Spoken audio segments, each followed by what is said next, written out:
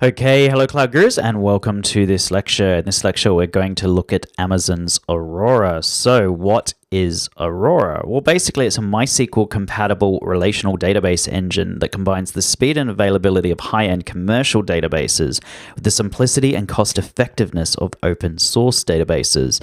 And Amazon Aurora provides up to 5 times better performance than a MySQL database at a price point 1/10 of that of a commercial database while delivering similar performance and availability. So Amazon actually built Aurora from scratch themselves. It's completely compatible with MySQL as well as PostgreSQL, and it is pretty impressive technology. So the things to know about Aurora is you can start with a 10 gig instance, and it scales in 10 gig increments all the way up to 64 terabytes in size. And your compute resources can also be scaled up to 32 vCPUs as well as 244 gigs of memory. Now, the really cool thing about Aurora is that it always maintains 2 copies of your data in each availability zone with a minimum of 3 availability zones. So you're always going to have 6 copies of your data spread across 3 availability zones. So Aurora is only going to be available in regions that have 3 availability zones. So do bear that in mind. It's not available in every region just yet. And in terms of scaling Aurora, it's designed to transparently handle the loss of up to 2 copies of your data without affecting the database write availability, and up to 3 copies without affecting read availability. So it is extremely highly available. And at the time of recording, I've not yet heard of an Aurora database going down, certainly not the Aurora service itself. So it is got a really, really good track record. Aurora's storage is also self-healing, and the data blocks and disks continuously are scanned for errors and they're repaired automatically. And then with Aurora, you get read replicas as well, and you get 2 different types. You get the Aurora replicas, and there's currently 15 available. And then you can also have MySQL read replicas of your Aurora database, and there's currently 5. And this is a table that compares the 2. So we've got our Amazon Aurora read replicas, and we've got our MySQL database read replicas. And just notice the automated failover. You can automate a failover from one Aurora database to an Amazon Aurora read replica, and that is automated. Whereas if you have a MySQL database as your read replica, you cannot automate a failover for that. In terms of backups with Auroras, automated backups are always enabled on Amazon Aurora DB instances. Backups do not impact database performance, and you can also take snapshots with Aurora, and this also does not impact performance. And you can actually share your Aurora snapshots with other AWS accounts. So what I'm going to do now is I'm just quickly going to pop over to the console, and we're going to create an Aurora read replica of our RDS instance. Okay, so here I am in the AWS console. You can see that my RDS instance, my read replica, has been deleted successfully. And what I'm going to do now is I'm going to go in here and I'm going to go to Actions, and I'm going to go ahead and create an Aurora read replica of my RDS instance. And this is going to take my MySQL database and it's going to make it an Aurora read replica. And you can create the replica in a different availability zone if you want. I am going to do that. I'm just going to call my DB instance identifier a Cloud Guru Aurora. And then I'm going to scroll down.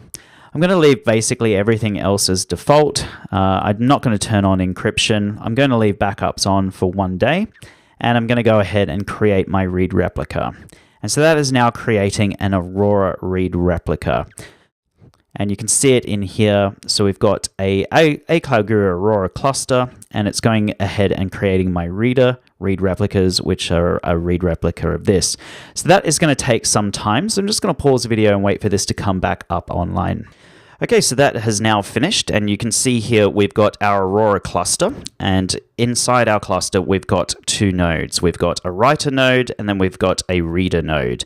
And you'll notice that they're in separate availability zones. And if we click on the writer node and actually click inside it, we'll be able to see the DNS endpoint. The writer node has a different DNS endpoint to the reader node. So they are definitely separate databases in separate availability zones with separate DNS endpoints. Now what you can do is you can go over to your writer node, and you can go to Actions, and then you can go and promote this read replica. So you can go ahead and you can do this to the reader node as well. I am going to promote this read replica. I'm just going to go ahead and do that now.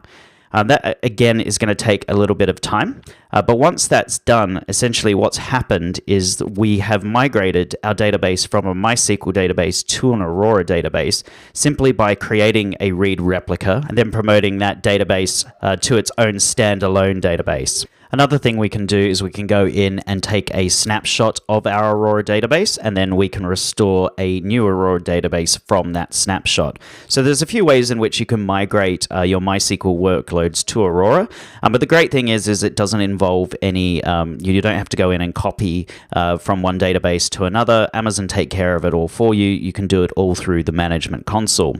So feel free to go back to your databases section if you don't want to wait for that instance to be promoted to a primary instance, and feel free to go through and start deleting your clusters as well as your MySQL database. We don't need them anymore. So I'm going to go ahead and stop and hit stop, and then I'm going to go through and delete that as well. Also, don't forget to go over to EC2 and to delete your EC2 instance as well. So on to my exam tips.